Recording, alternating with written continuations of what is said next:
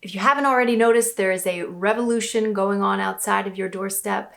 And today, I want to talk about it. Grab a cup of tea, sit down, and let's have a conversation. Okay, before you watch this video, I just want to say a few things. To my viewers and my beloved subscribers in the Black community, I just want to remind you to take care of yourself. This is a very sensitive subject that I understand that can be very triggering for you, especially during this time. So I send you the utmost love, and of course, don't watch this video if it triggers you at all. I recognize that as a white woman talking about racism, I certainly run the risk of saying the wrong thing. I am absolutely dedicated to continuing to further educate myself on this subject and listen to more Black voices so that I don't say the wrong thing. But at this moment in time, I felt that running the risk of maybe saying a wrong thing here or there and feeling uncomfortable was far worth the risk if it meant saving Black lives, which is why I created this video. I want you to know that this video is in support of you, and while I am certainly not a voice for Black people or the Black community, I hope to be a bridge and create true allies. So the majority of this video is directed towards mostly the white community, who I'm seeing be very confused in this subject right now. And my hope is to create more of a support system for you. So make no mistake about that. That is my intention for this video. Again, I can't speak for the Black lives that are being directly affected by everything that's going on right now. I can speak to the white people who don't understand it. Those I can speak to. So that is the purpose of me doing this video, and for those in the white community and brown community who desire to be allies and maybe feel a little bit of confusion and don't quite know how to approach that. So I hope that you enjoy this video. I love you all and enjoy. Hey guys, Darian here from Darian Empire. And the last 2 weeks have been, well, all of 2020 has been quite wild, but I'm sure all of you have heard about or witnessed the murder of George Floyd. And of course, we had the also murders of Breonna Taylor and Ahmaud Arbery. That has sparked a lot online, across the globe. There is so much heat packed in to this entire transformation and revolution that we are all experiencing, whether you're choosing to participate in it or not.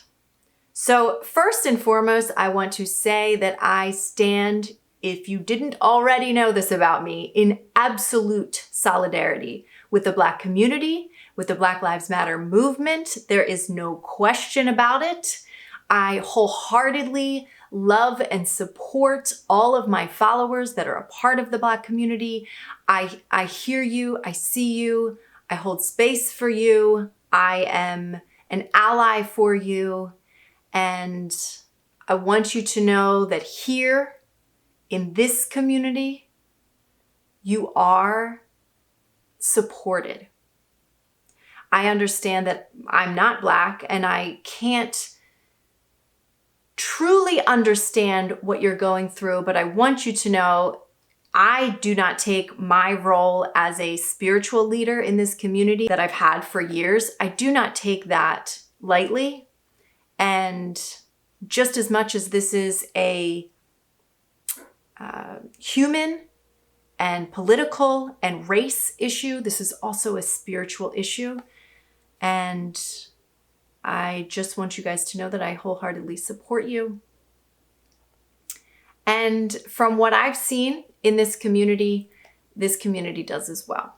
And any people who don't, what my intention here for this video is to create as much awareness as I possibly can. This is not something where it's one video and it's going to be one and done for me. This is going to be a conversation that it's going to be a part of the conversation for the rest of our lives. It needs to be. I'm sure if you've been a part of the movement, you've heard things like it's not a race, it's a marathon. I would go so far as to say it's not even a marathon, it's a new way of life. This is it. Human rights is a way of life. It needs to be. It always should be. And there is no question, there is no debate about that. It is, right? Human rights is a way of life. So, being white myself, I have been seeing a lot of crazy mints. Y'all need to get it together out there. A lot of craziness has been going on. It's been about 2 weeks. Actually, it's been exactly 2 weeks since I saw George Floyd be murdered on video by a white police officer. And I have been wanting to make this video for a while, and I'm actually glad that I waited. I think that it's important for so many of us to sit back and to find our center before we act, or rather before we react to a lot of the unconsciousness and misinformation that is out there in the world. The beautiful thing about the internet is that we get to be so connected, but the also harsh thing about the internet is that we have to be so connected, right? So I want to invite everybody here, if you're still with me, to just let's take a couple of deep breaths. Let's be really centered in this conversation. It is a very sensitive subject for everybody, but it is a conversation we need to have. So we're going to be with one another through the feelings, through the uncomfortableness, through the anger, through the frustration, through whatever, even joy. People are experiencing a great deal of joy with some of the changes that are occurring. And so, you are absolutely entitled to any feeling that you're feeling right now. And I just invite you to sit with it. So let's take a moment right now to just take a few deep breaths. Let's breathe in through our nose, nice deep breath, diaphragmatic breathing. Make sure the belly fills up. Ready? Out through the mouth. Again, in through the nose. You can close your eyes with me if you like.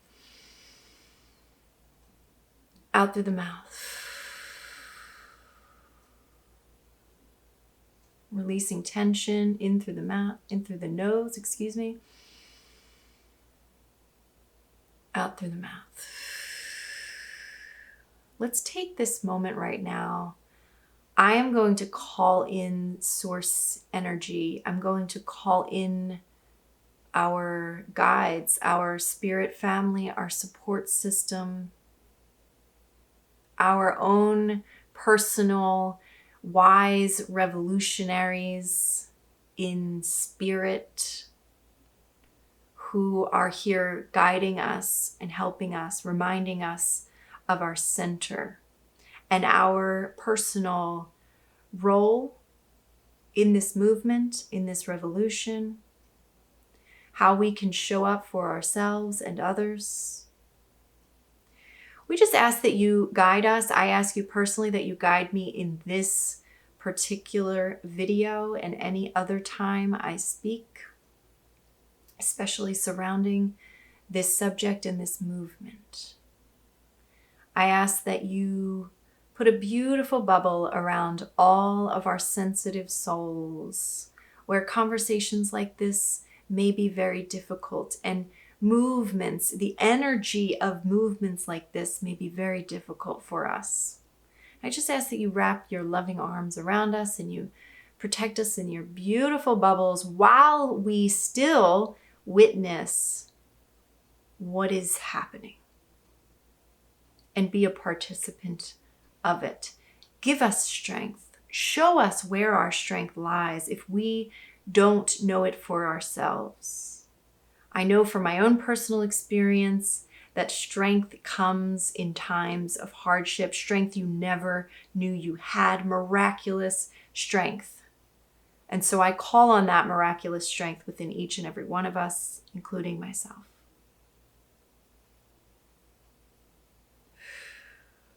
If you would like to set an intention right now as you watch this video, and you just, ask your own guides, ask your own inner being for help in witnessing and honoring your own emotions while we tackle some of these difficult subjects. This is a difficult subject, but it's intertwined in so many difficult subjects, right? It's like one big one that's this bowl of spaghetti. It's these tunnels and rivers, and it's got so much involvement, and it's really important for all of us, no matter what skin you're in, to be as present as you possibly can with yourself. It's okay to honor yourself during this time. In fact, we need you to honor yourself during this time.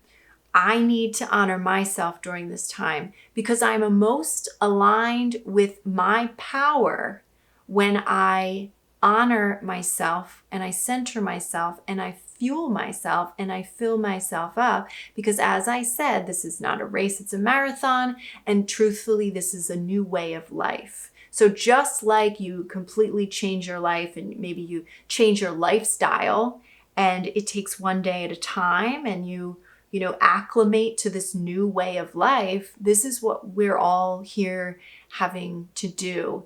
And so, I have like this I have a notebook here, and I have some things that I think I want to talk about. I don't know exactly where you are right now, those of you who might be watching. I don't know exactly what you're feeling. I know that maybe 2 weeks ago, you're probably feeling much different now than you were 2 weeks ago. Or you may not. You may be experiencing deep senses of anxiety, or you may be experiencing deep senses of complete apathy. You may be experiencing peace and inspiration and filled up by some of the beautiful things that have been going on. So I got to be honest, I don't really know where to start with this. I feel like there's so much I want to say. There's so many things to address. And I really don't know where to start. So I'm just going to ask God to show me where to start and speak through me. All right, so I think I'm just going to address my own personal experience here and what I've been seeing and what I will be addressing, who I will be addressing, because everybody is at very different places here. There are, obviously I'm white, and so I am seeing, unfortunately, a lot of white people either not speaking at all, still saying the all lives matter thing, and I'm seeing straight up racism. Unfortunately, the upheaval is here. And so what I can choose to do, and you can choose to do the same, is be grateful that the upheaval is happening, like it's coming out, and hopefully it will continue to do so.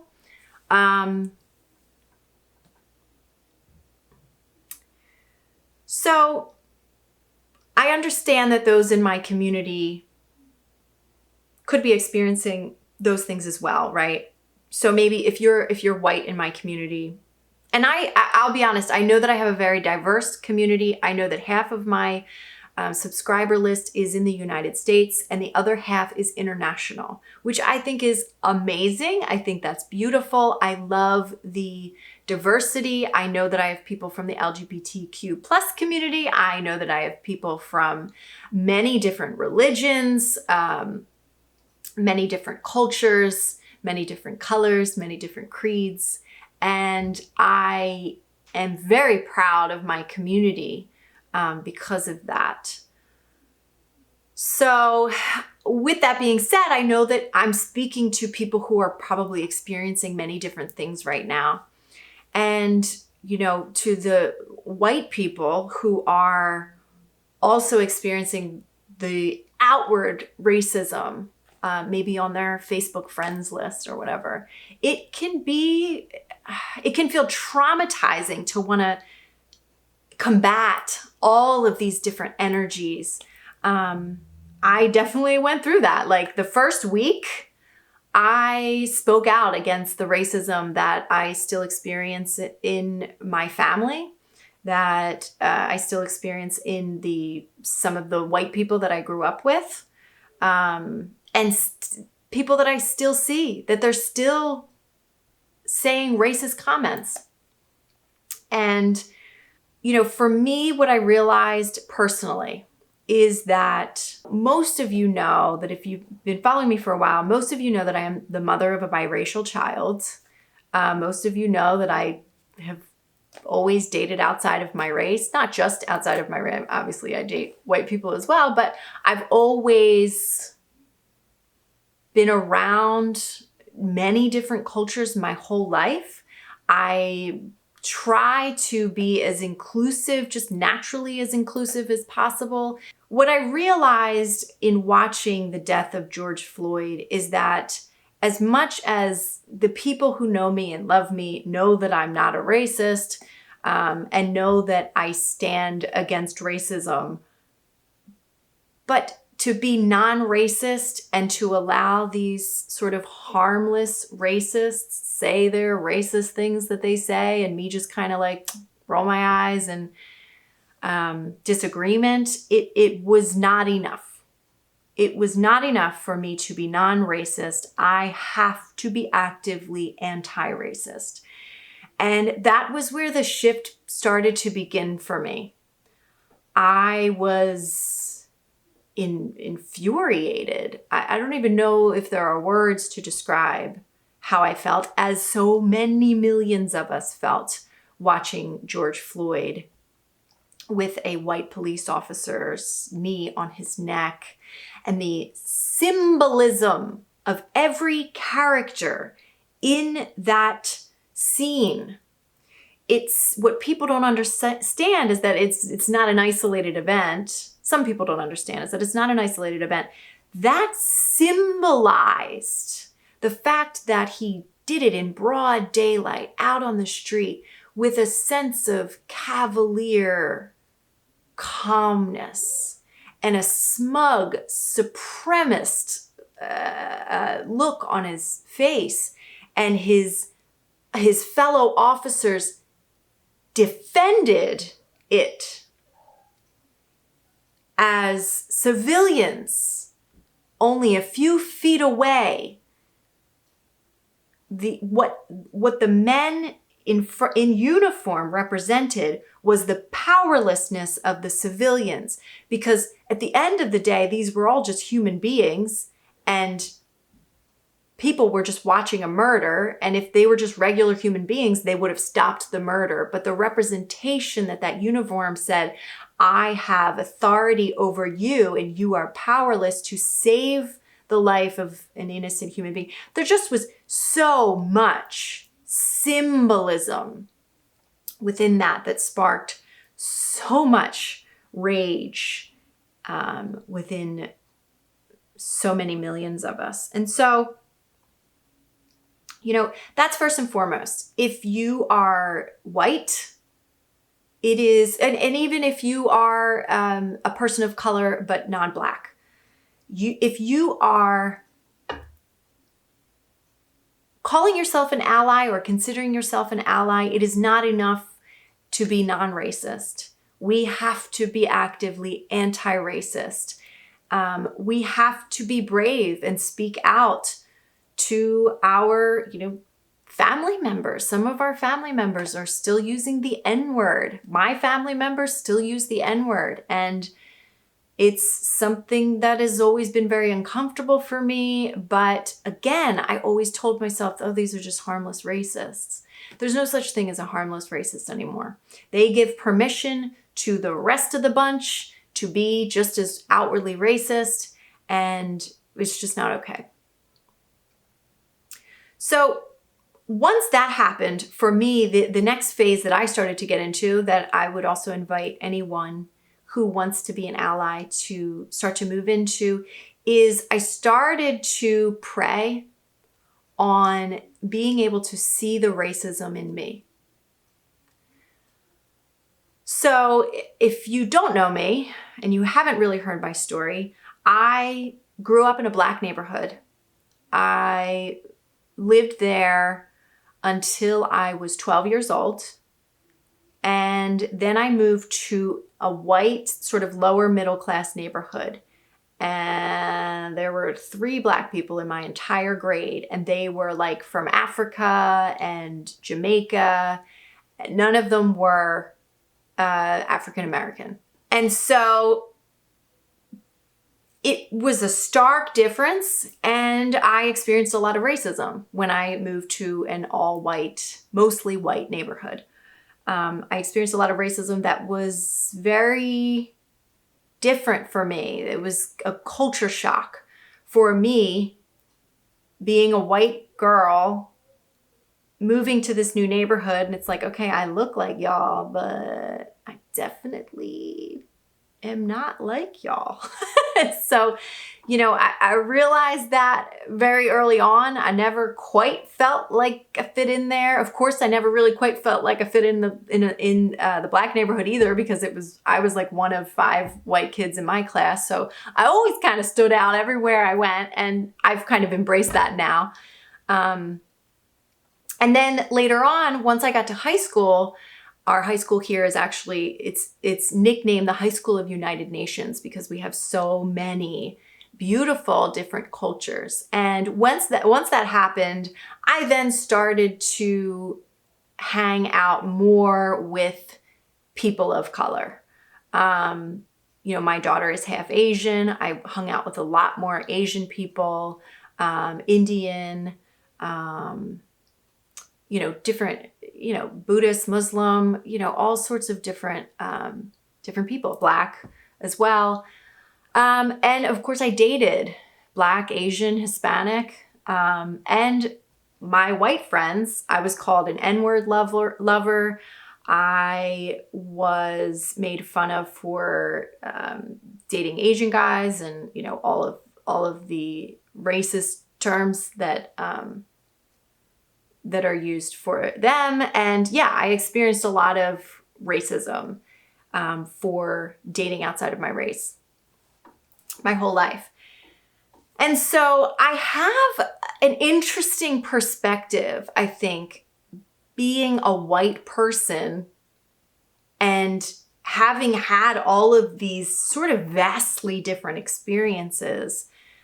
What I'm noticing is I'm seeing a lot of white people who grew up in predominantly white neighborhoods who are having opinions about what they think is really going on here, when I'm like, where does that come from? Like, what I'm wondering is, why do you think that you can even have an opinion about something that you have zero experience about? And so, I definitely think, just from what I've been witnessing, is if you are white, or if you grew up in a predominantly white neighborhood and you really don't know, you really don't have firsthand experience of what's going on. And myself as a white person, I don't have first experience. Yes, I have secondhand experience. I've witnessed things right in front of me. Yes, I've witnessed experienced racism myself as well, being someone who dates outside of my race and has always dated. I mean, my first boyfriend in 2nd grade was Black. And I remember feeling like we were doing something important, you know?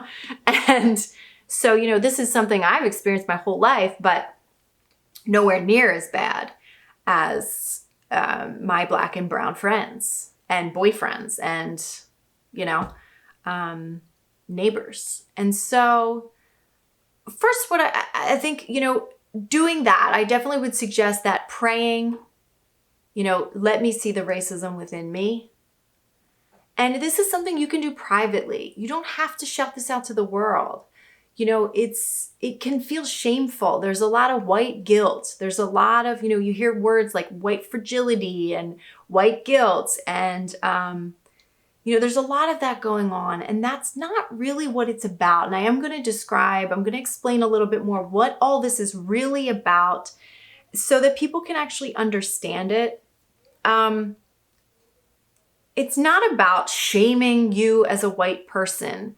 But it is about calling you to just be humble in the sense of what humility actually means. Humility doesn't mean dim your light, make, you know, self-deprecate, you know, and make yourself seem bad, or put yourself down. It just means, hey, maybe I can admit the fact that this is something that I'm going to choose not to have an opinion about right now because I don't know. And instead, I'm going to listen to those who actually have firsthand experience in this situation. In this case, that would be the Black community, right? Also, that's just coming to mind, what not to do for all of my beautiful white and brown people who want to be allies. What not to do is find the few Black people who are online speaking against the Black Lives Matter movement or against everything that represents. And instead, they're sort of, you know, backing and continuing to back up and defend really racism. It's not a time to go and say, oh, well, that Black person said that. So, you know, hey, what do you have to say about that? You know, it's important to understand that one Black person does not represent the entire Black community. Just like me, one white person, I don't represent the entire white community. I definitely do not represent the entire white community. And that's not what it's about. So, you know, I just really want to urge you that if you truly don't know, it would be most beneficial to, I believe, yourself and others in this entire movement and this entire revolution to just choose not to have an opinion yet. You know what? I'm just going to sit back. I'm going to gather all the information. I'm going to continue to listen. I'm going to continue to listen to Black voices. I'm going to continue to listen to as many Black voices as I can. And not only I'm going to seek out the most reputable Black voices that understand this particular subject and have much more experience in this. Maybe they know a lot more history in this. Ones that feel, when I listen to them, I feel something good. When I hear them, I have a sort of trust in what they're saying. And then I'm not going to listen to just one voice. I'm going to listen to many voices because there are many reputable Black voices that are speaking right now that is important for us to listen to them. There's also a whole ton of riffraff going on online that is very easy to get into arguments. It's very easy. And you know, that's not the best use of your energy if you want to be an ally who has the longevity that you're going to need to make this a life change, a new life that we are now living in, which is the anti-racist life, which is the life of human rights, of standing for human rights, believing in human rights. So first of all, I think I want to talk about this all lives matter versus Black Lives Matter. I want to offer an analogy. I know a lot of you have heard the analogy. I honestly do not know the originator of it because I've heard it so often. So I don't know who was the first person to say it, but the one where, if somebody's house was on fire, yes, all of the houses matter, but you're going to put the fire out, and the one that's out, you're not going to, put a fire out in a house that isn't on fire, right? So there's that analogy, but I would like to offer an analogy that hopefully brings it closer to home to you, so that you really understand it in a way that speaks to you. What I think that the advantage that I have here is being white, understanding the white privilege that I have received. I've seen it in my face firsthand. I will describe white privilege as well. I know some people have said to me they don't believe white privilege exists. I mean, okay, it's not really like a fairy tale. It's not like saying, oh, I don't believe that Santa Claus exists. It's a real thing. It's a visceral thing. And just because you've never seen it doesn't mean it doesn't exist. So I will talk about that, but I want to talk about the All Lives Matter versus the Black Lives Matter, and the gaslighting that we have been doing to Black people for centuries, really. But I mean, centuries ago, Black people didn't have any voices whatsoever. So they didn't even have a voice for us to gaslight. Okay. But now that they have some sort of a voice, right? We're still gaslighting them. So it's like they don't even have a voice because we're not even hearing it. So if you don't know what gaslighting is, I urge you to look it up. It is something that narcissists are known to do. I have spoken out on my channel about experiencing my own narcissistic abuse, and gaslighting is a painful part of that. And so we really have acted like narcissists, and we've acted like the enablers of narcissists. If we could say that the narcissist was like the system that was designed by white men and the white supremacy system that put white above all, right? If we could say that the system is the narcissist, then we are the family members, and then all of white America, and I'm seeing still some brown people as well. All of us are that enabling family member that doesn't believe the victim and demonizes them and supports the abuser, right? And doesn't see the victim in their pain and believes all the bullshit that the narcissist is telling us. So that's really what we've been sort of doing. So let me give you this analogy. I look at this like, imagine that all of America was, or every race of America was represented by people in like a group therapy session, right? Let's say we're in a group and we're in a support group, and this is America, right? And there is a white person leading it. Let's say it's a white woman leading this support group. And we're all here to share some of the struggles that we have, in America, right? And so 60% of the people there are white, men and women, non-binary, LGBTQ, in the white community, right? Because white people make up 60% of the population. And then there's an indigenous person there. There's maybe 2 Black people are there.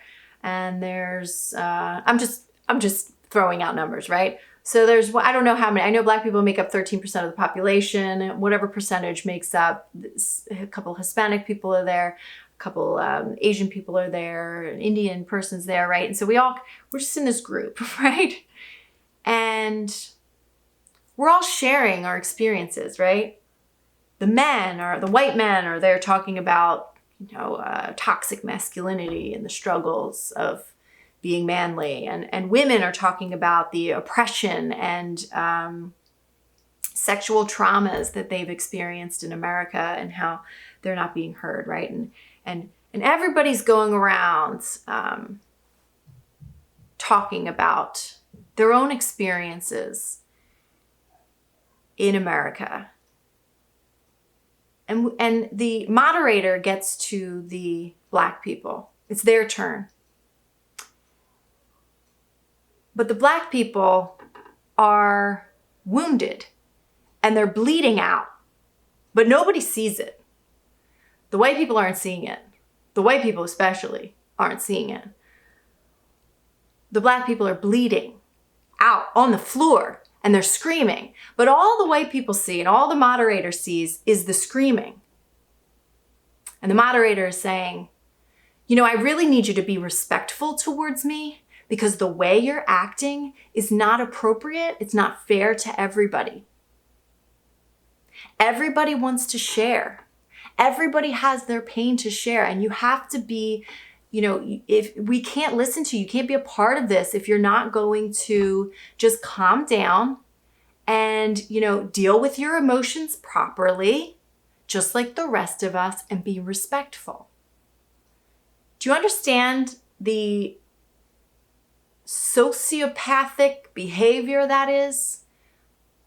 Black people are bleeding out in front of us, and we're so numb to it that we're not seeing that the pain and agony that they are expressing is a direct result to the immediate wounds that are bleeding out right in front of us.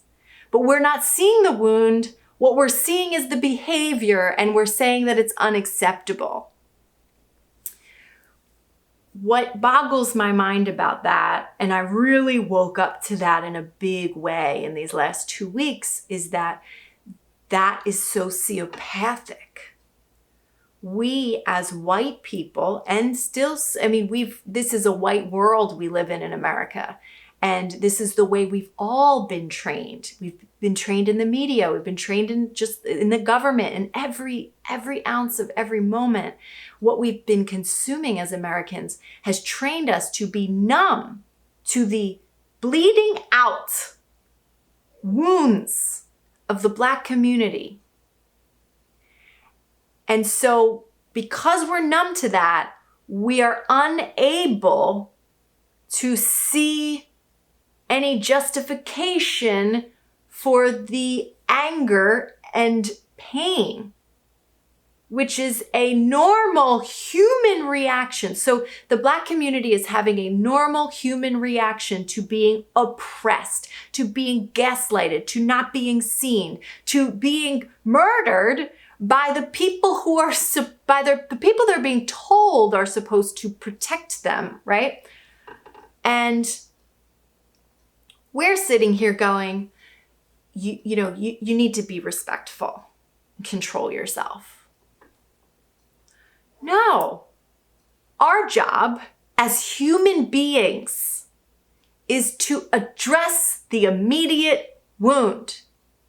Once that's done, then we can all talk. We can all share our experiences, but that's not done.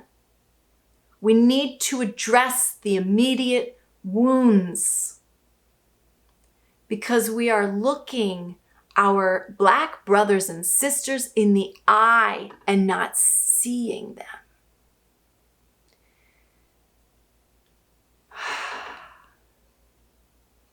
I know some of you felt that and got that. And so I want you to understand why it's so much more painful when people say things like all lives matter, when people say things like I see no color, which I understand in the spiritual community is something that everybody wants to say. And you know what? It sounds really nice, and it is a goal. It is a goal to be able to see no color. But before we see through someone's color, we have to recognize that because they wear that color, they have been treated differently, They carry pain, and we have to help. It's not our direct responsibility to heal that pain, but it is, I believe, our responsibility to witness and to see it and say, you are a human being. And I see you as a human being, because we have been trained to we've been trained to never, not no longer, to never see Black people as human beings. We've been trained to see them as criminals. We've been trained to see them as uneducated, as less than, as the lowest of the American society. We've been trained, even if nobody has directly said that to you. Think about the movies that you've watched growing up. Think about the way Black people are portrayed. Think about the lack of Black people that you've seen in a great deal of the Disney. There's only one Black princess. How many white princesses are there? And it took a long time for Disney to make a Black princess. In every way, the beauty community, how little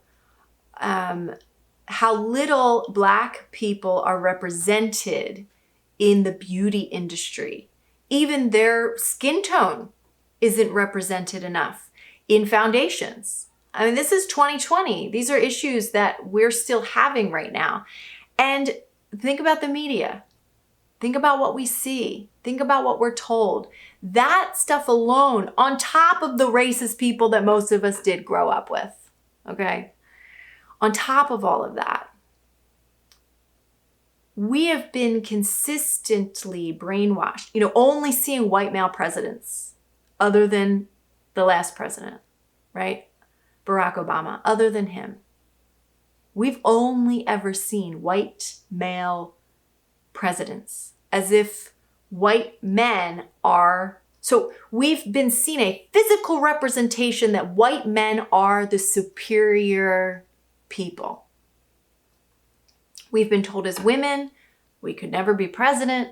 We've been told any person of color has basically been told they could never be president as well. So that's where white supremacy is a real thing, right? Whether it's been directly spoken to you, right? We think of white supremacy as the KKK. No, those are people, that's the harsh, the more extreme in-your-face version of it. But it's the subtleties of white supremacy, like in most of us in our lives have seen mostly white male presidents. That is a display of white supremacy. It's a subtle little nuance that trains our brain that says, oh, only white men can be president. Well, if only white men can be president, then that means that I could never be president. And, any person of color or woman could also never be president because I'm not seeing that represented. And so we have to understand that every single thing that we've consumed in our lives has trained us to believe these things. So that goes beyond even the systemic racism, which was originally designed to oppress Black people. So, it's not about a debate. So many people, white people I'm seeing mostly, but really I'm seeing people of color as well, wanting to argue, brown people specifically, I'm not seeing Black people doing this, but wanting to debate about topics like racism, white privilege, and white supremacy. These are not debatable topics. And also, it's like going to the Black people in the support group that are bleeding out and you wanting to throw statistics or build your case as to why they're not bleeding out on the floor. but they're bleeding out on the floor. It's not about, that's what a narcissist does, right? A narcissist will gather evidence to try to prove. They'll never take the blame. It's not my fault you're bleeding out on the street. It's not my fault. Has nothing to do with me. I'm going to go grab a whole bunch of statistics and figure out to tell you why it's not my fault that you're bleeding out on the street, because that's what narcissists do. But it's not about that. It's about, I'm a human being and I see you as a human being. And I recognize that because of the skin you're in, it is probable, definitely possible, that you have experienced a great deal of discrimination, pain, and oppression because of it. And I see you in that. That's all it's about. It's not about, let me go get some statistics to try to prove why. Oh, let me play devil's advocate. If I see one more white person play devil's advocate, I swear I'm going to jump through a screen and start slapping people. No, I won't do that. But it is frustrating because we've abandoned our own humanity. And, for me, like last week, I was seeing it in the white coaching community and the white, spiritual leader community. I mean, I've been naming names on Instagram. So if you want to know who I've been calling out, you can go there, but I'm not going to give them any kind of stage on my channel. So, but there are white people in the spiritual community. I mean, there's even that are doing the All Lives Matter thing, that are gaslighting their own Black followers. And one of them, who has hundreds of thousands of followers, you would know him probably if I said his name, literally made a post that said, white privilege doesn't exist, stop saying it.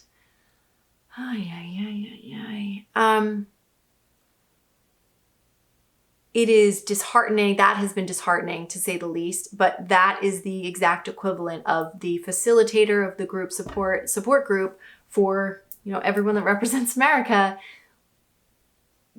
not, just calmly and cavalierly ignoring the wounds bleeding out right in front of them. I apologize for any of their behavior. I do not want to be lumped in with them. Being a white coach, I don't want to be lumped in with them. I am frankly shocked that a lot of these, even my own coach got called out. Someone who coached me got called out. And it's frustrating because as coaches, we learn how to have these uncomfortable conversations that are necessary for growth. And yet, why are we so afraid to have this uncomfortable conversation? We witness the pain and the trauma. We witness trauma. Like, I work with people that experience deep traumas, some things you wouldn't even believe. And I can witness them in that trauma. But there's such a sense of, I can't admit that I'm not perfect from these white coaches. I can't admit that I've done something wrong, or I've done something to harm another person unbeknownst to me. I can't be humble enough to admit, like, damn, I effed up. And it's not about me, it's about you. And let me attend to this wound, and then we can all sit down and have a conversation,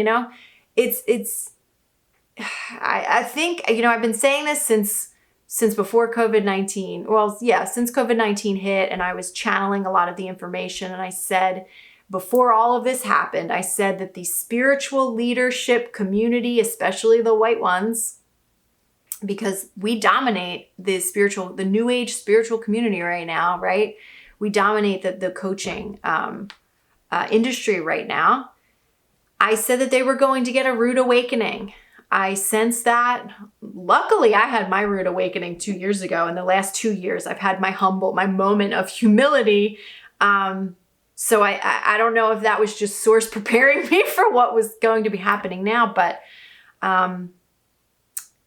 I just don't understand why being there for a human being is that difficult. But I do get that people are really brainwashed and they don't see it. They really don't see it. And it is a deep unconsciousness, which is dangerous. Unfortunately, it's being complicit without even knowing that you're being complicit to racism.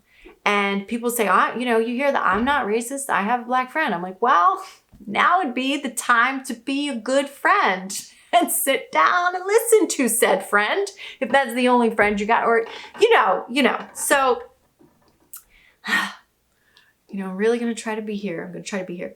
So one of the things that for those of you who may be that person who is really blind to this and really like, I don't know, one little analogy I can offer to you is the racism within you is much like, that house that you drive by every day of your life. And it's not until like you're an adult that you actually notice the house and you're like, oh my God, that house has always been there. And yet I've never actually seen it. I'm just now seeing that house for the first time, but I know it's always been there because it's been in my peripheral. I just never really saw it. And I'm seeing it for the first time. That's the racism in us. It's always been there. It's important to understand that racism is not just that hateful stuff that you see, like the murderers of Ahmaud Arbery. It's not like that. It's not just that. That is a physical demonstration of racism, yes. But it's mental structures that we have been conditioned to never question. It's always, well, this is just the way it is. This is just the way it is. This is just the world that we live in.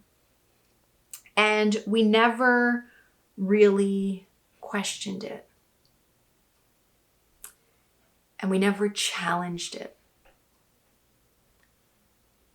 And we never stood back far enough to say, oh boy, is this the reason why I'm having this limited perspective about racism? Because if I'm not able to see the pain of someone else, if I step back a little bit, could it be because I was trained to not see the pain in this specific person because of the color of their skin? So again, I'm going to say this is not about grabbing statistics and trying to be right about something. It's not about having an opinion about something that you're not knowledgeable enough to have an opinion about. It's totally okay to just sit back and go, you know what?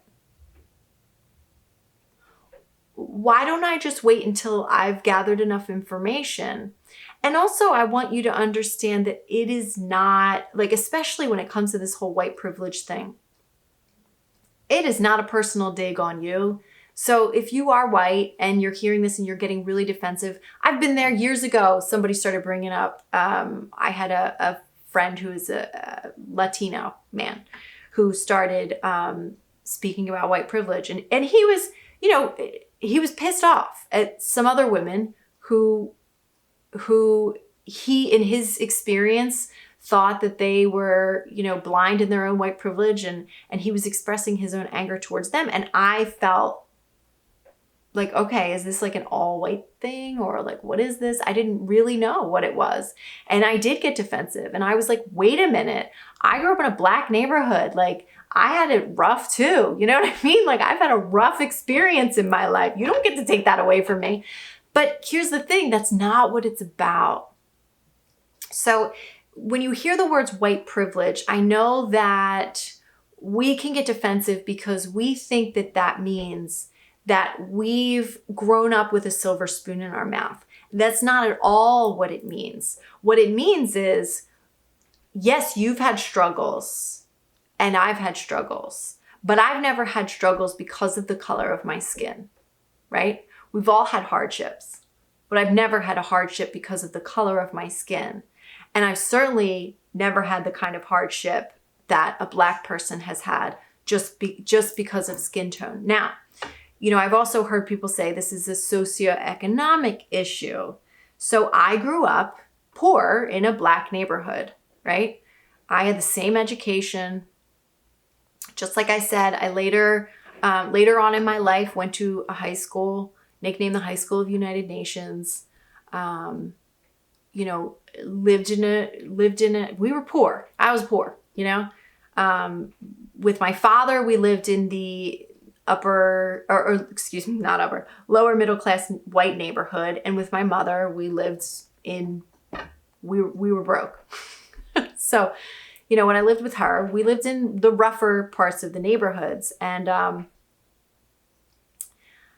there have been times where I was hanging out with my Asian and or Black friends, and we maybe were stopped by the cops, and the cops would look at me and my white girlfriends and say, "Girls, you go home," and then arrest my Black and brown friends.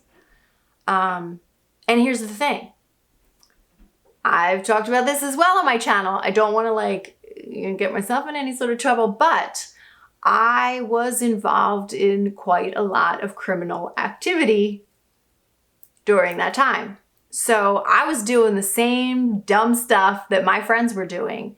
That is what can sometimes happen when you grow up in the hood, So there was nothing about them or me. And there were girls that would get arrested as well. Asian girls, Black girls that would get arrested as well. And I would get a girls go home. Why do you think that is? Because even if I'm involved in criminal activity, look at me. I'm a sweet girl. I got a pretty smile. I'm white. I look innocent. Why? Because you were trained, and so were police officers, to believe that I'm not the criminal. And yet my Black and brown friends were. I was just as much a criminal as some of them. And yet I've never been arrested for it. And most of them spent very long periods of time in jail or are dead now. And that's a fact. That there's no question about that. It's not because I'm poorer or I have more wealth than they do, because I don't. I was just as poor as them. It's not because I'm not a criminal and they are, because we were all criminals, We were all doing stuff we shouldn't have been doing. And the only difference, it's not even because I was a female and they were all male, because some of them were females as well. And yes, being a female, there's a little bit of a less chance that you're going to get arrested or in trouble with the law, because men of color, especially Black men, are seen as more criminalized than women. But the only difference between any of us was our skin color. That was it. And so that's what white privilege is. It doesn't mean that I didn't live a hard life like they lived. It doesn't mean that I wasn't just as poor as them, getting the same education as them, right? It does not mean any of that. It doesn't mean that I didn't go through a lot. My daughter's father committed suicide. You guys know I've been doing this channel because of all of the struggles. I was a teen mom. I went through so many struggles. I went through a lot of the same struggles that most people growing up in the hood go through. Drug addiction, sexual traumas, right? I went through all that stuff too. And it's not to say that that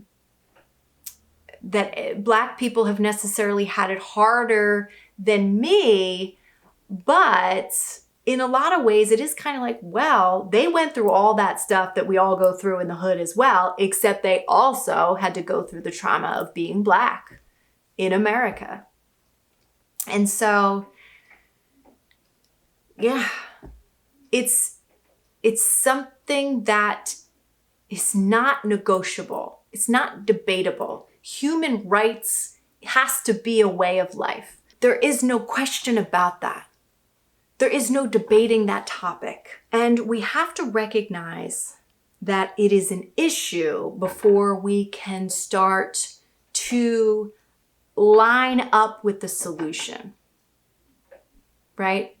So with that said, I want to address all of these spiritual people that are like, well, if we continue to look at this as an issue, then we're just going to continue to exacerbate it. And so, why, I get it. Law of attraction. I get all that stuff, right? I've been teaching the law of attraction for many, many moons. I've been studying it for over like almost 2 decades, decade and a half. And so I know all too well, right? What you're talking about. But here's the thing. You could spiritual bypass this, right?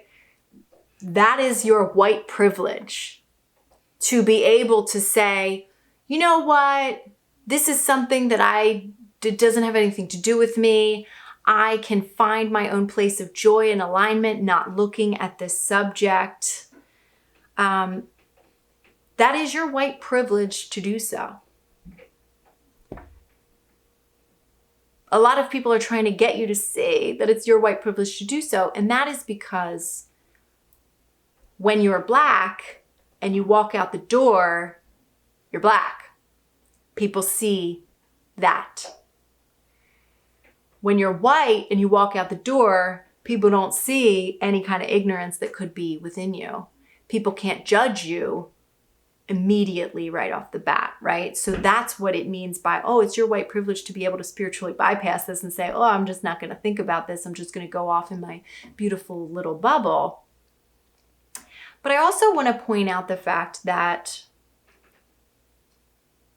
I can't tell anybody what to do as much as I want to. I can't tell anybody what to do. I can't force anybody.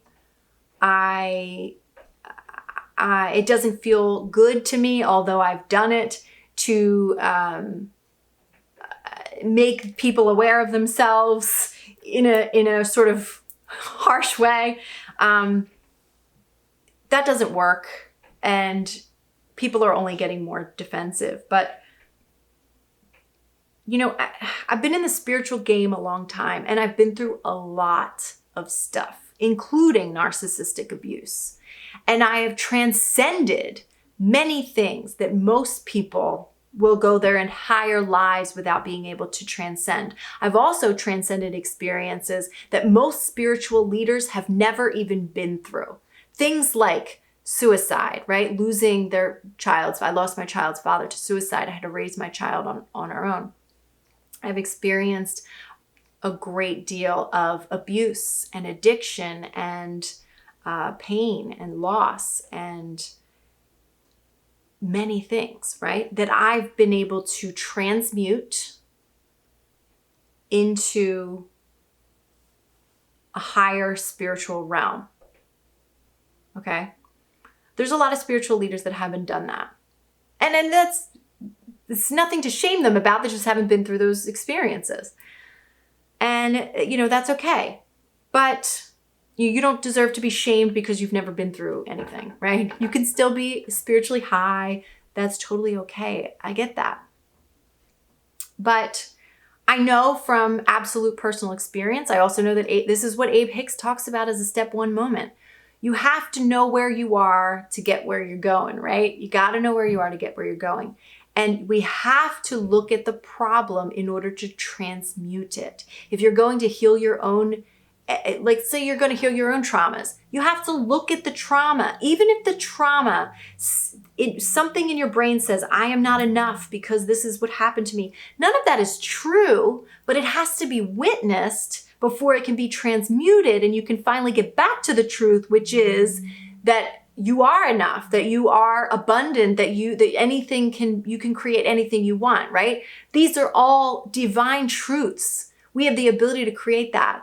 But I've heard some spiritual leaders say, you create your own reality. And it seems like they're saying in a way, oh, Black people, you created your own racism against you. That's what it seems like I'm hearing people say. And here's what I want to say to that. We all live in this world. And if you have seen any of the murders of the Black people in America at the hands of police officers or racist white people, if you've witnessed that, that's a reality that you have created as well. I think especially in this beautiful spiritual community and my witches, because I know y'all been through some shit. I know that witches stand with the oppressed because witches have been murdered for and oppressed for eons, okay? So we know, we feel when we learn this magic from our witch ancestors, we feel that pain and oppression. We also feel the power that comes out of that as well. But I think for the first time ever in a very long time, as we've all learned how to create our own realities within our, little micro cosmic sort of experience, for the first time in a long time, we're starting to look out at the macro. We're starting to see the world and say, you know what? That could be changed too. I'm seeing so many people say, oh, well, police, they have brutality against white people too. And, here's my question as to that. Why are you accepting that as your reality? Why do we have to do it this way? Why do we have to have only white men in office? Why can't we create a new reality? Why can't we create a new narrative for what we want to see out in the world? So many spiritual people have stayed away from politics, and I was one of them for a long time, have really kind of stayed away from politics because they're like, the only laws I abide are God's laws, right? Or nobody, that doesn't really affect me because I know how to create my own reality. And that is true. I'm not arguing with that. You do know how to create. Everybody on an individual level knows how to create their own reality. And you could, no matter what, I could be a woman and I could do anything I want to do, no matter what people think about women, right? But the more I've been thinking about it, the more I've been like, well, why don't we just create a better world? Why don't we just create an easier world for people to feel loved and accepted? And why can't we create that world too? If we can create this world that's just our own personal experience, why can't we create that on a larger scale? And we can start by looking at it and going, oh, this is ugly. Looking at the ugliness and the uncomfortability of all of this and saying, oh yeah, let's change that. I don't like that. Let's access our own power to say, you know what? I can create my own reality. Why don't I create a new reality for all of us? So I would ask anybody, any of these spiritual leaders who are telling everybody else, you create your own reality, so do you. I would invite you to say, what reality for all of us, including the Black community, what reality would you love to create now? Because this one, you can't tell me that you're looking at this reality and thinking it's okay, doesn't need any fixing, right? So with that being said, I'm going to move into some suggestions for what you can now do as well in being an ally is envision that new world. I also want to invite you to change the narrative that you have been fed about Black people. How can we do that? Follow Black people online. There are, I just can't even begin to tell you how many incredible people are online in the Black community, Black leaders online in every corner of the internet, right? That are inspiring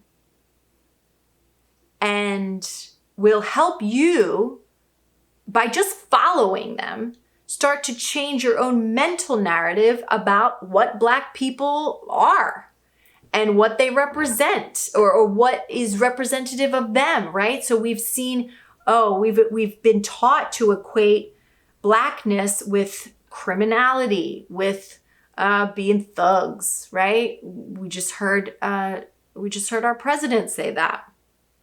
And so, he's just driving that home. He's driving that conditioning, programming, and indoctrination. He's driving it home, right? So you have to, just like you take power over, okay, if the story in my head is that I'm always going to be broke, I need to be proactive in changing the conversation that I am consuming and allowing to go on within my head. So I can't talk to my friends about being broke all the time, right? Got to stop that conversation. Can't listen to jokes that are about being broke. Can't allow myself to read these books that reiterate my brokenness, right? You have to change both the conversation internally and externally. Let's do the same thing for the Black community, right? That's how we start to shift the conversation within us. And when we shift the conversation within us and we shift the perception within us about the Black community, the story changes, our own reality changes in front of us. So then we'll start to become aligned with these really incredible Black people who are leaders in their community, who are expressing and speaking out in beautiful ways that will inspire us. Then we get to benefit from that.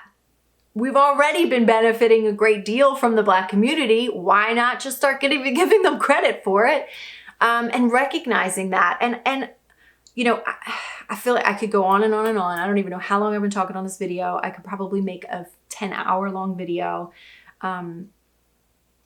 But the beauty that we potentially can experience by opening our hearts up to the Black community as white people or non-Black people, the beautiful expansion and depth that we will get to experience ourselves, and the potential to offer,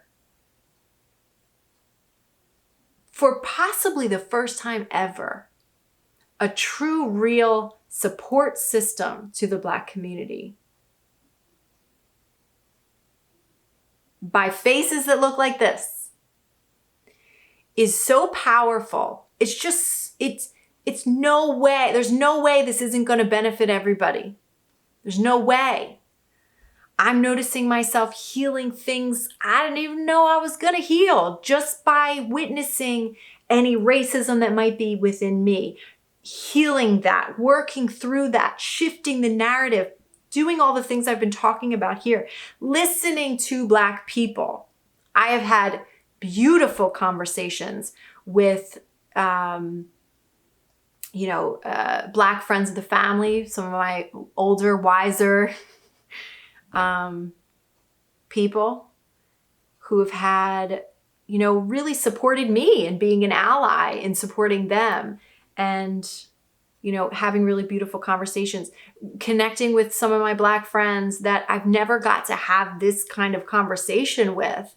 And, hearing them say like, man, like, you're really a true friend. Like, I always knew that you were a good person, but this really lets me know that, you really support me, that I know I can depend on you. And like, that fills my heart up, because I maybe couldn't have had, these are people I've been friends with for years, that I've had, that they've been there for me and I've been there for them in so many ways. And yet, without having that conversation, we maybe never would have been able to have the kind of intimacy that we now are able to have, emotional intimacy that benefits everybody, right? We get to open our hearts a little bit more to one another.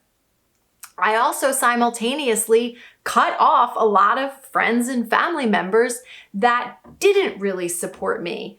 And I kind of was able to use them being racist as a way to exert my own bravery and a way to cut some people out that I probably shouldn't have had in my life anyway, that I knew that they kind of were just dead weight for the most part.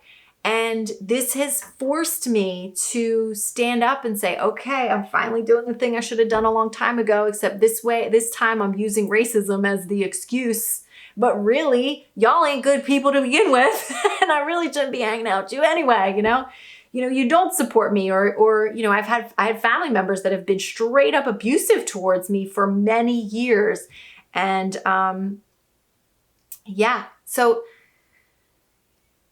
we're all transforming. We're all transitioning. And I would love for you to be a part of it. I just ask you to be brave enough to be a part of this movement and this revolution and this new way of life. Make no mistake about it. This is a new way of life. So I just thank you all for listening. If you're still here listening, this is a very important conversation. I recognize that, I definitely want to point out that I am not in any way, shape, or form an expert. Don't look to me. Don't be like, oh, I watched Darian's video on healing the racism in me, and now I know it all. I'm good, right? Like I'm an ally. That's it. No, this is just the beginning. This is just the tip of the iceberg. One thing that I did was when this first happened, I did take a course on diversity, equity, equality, and inclusion, just so that that was a necessary investment in my business. And if you are a coach and just like you invest in any sort of higher learning to make your business better and to be a better service to your clients, invest the money to take a course like that to start to understand. I started reading up on the history of Italians and Irish people because I'm half Italian and half Irish. And I realized that a lot of my ancestors experienced the same thing that Black people are experiencing today. And so, learn about your own history if you are white, and especially if you're Irish or Italian, because those are the two that I've looked up recently, being Irish and Italian myself. Look up the history and if there was any discrimination towards your people. And, witches, again, if you're a witch and you're not standing with the oppressed, then think about where your magic comes from. Think about where your magical traditions come from, because it comes from an oppressed society. It comes from an oppressed person, a family, and lifetimes for eons and eons. Burned at the stake just for speculation of witchcraft people were, right? So, witches could hide their witchiness and blend in with the muggles, right? Black people can't do that. How brave is that to come as a spirit, to come into the body of a Black person? What bravery, what tenacity. I also want to just thank the beautiful Black community, the people who I have watched over the last 2 weeks inspire the hell out of me. You guys are going to be, you already are, but I can see this just intuitively. You are going to be beautiful teachers for all of us.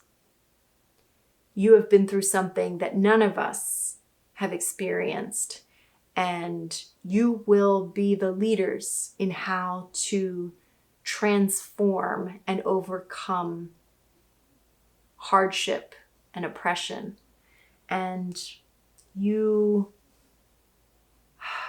I can just see it now, how much you will offer, and people will revere your wisdom, as I am already revering your wisdom and your bravery, and you inspire the hell out of me.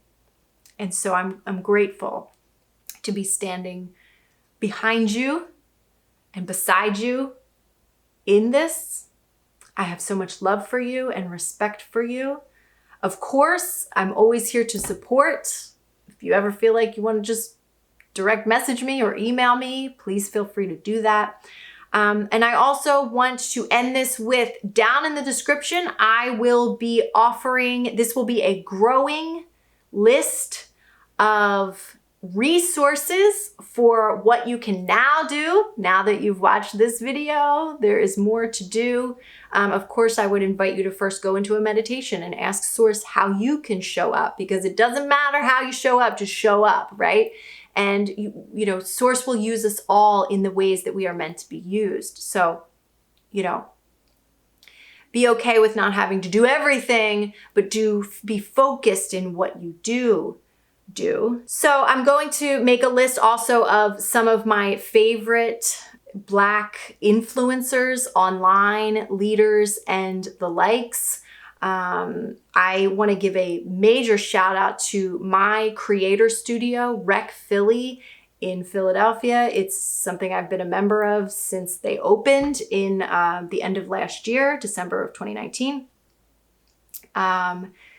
Large Black community, and they have just been such a huge support system and leader in all of this. And so their resource list is provided down below. I would invite you to please share your favorite Black influencers and leaders online, offline, you know, whatever, and resources as well down in the comment section below. I also want to say this is not a place for debate, so debates will not be welcome. Just point blank period. No debating here.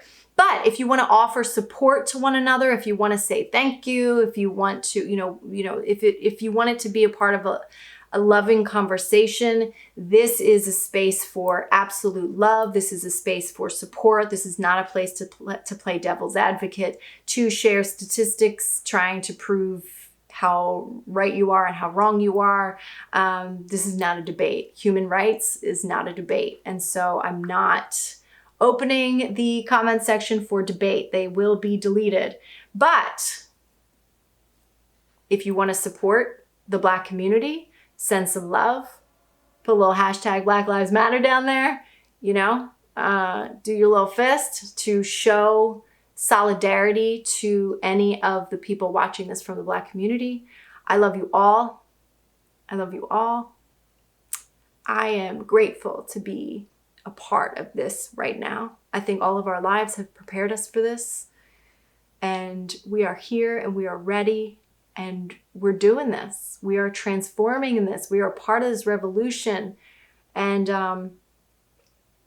we are moving into this new life that we have all wanted. We've all wanted.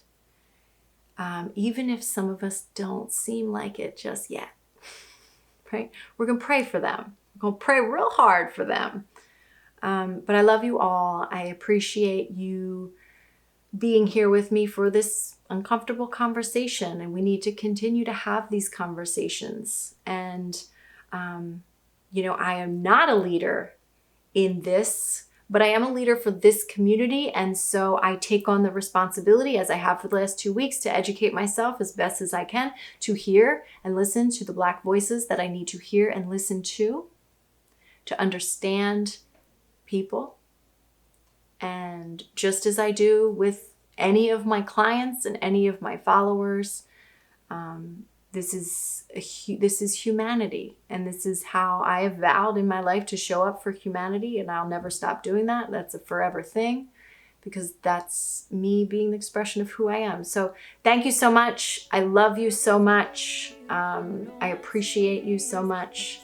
And I will see you on the next video. Bye, guys.